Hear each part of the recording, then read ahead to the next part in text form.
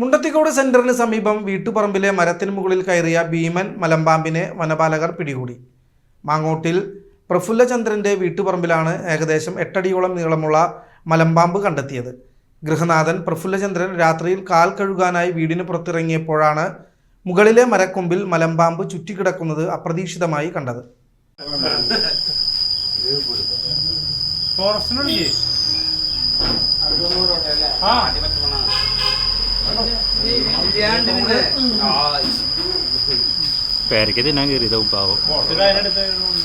ഉടൻ തന്നെ ഇദ്ദേഹം വിവരമറിയിച്ചതിനെ തുടർന്ന് മുണ്ടത്തിക്കോട് സെന്ററിലെ ഓട്ടോറിക്ഷ ഡ്രൈവർമാരും നാട്ടുകാരും സഹായത്തിനായി ഓടിയെത്തി.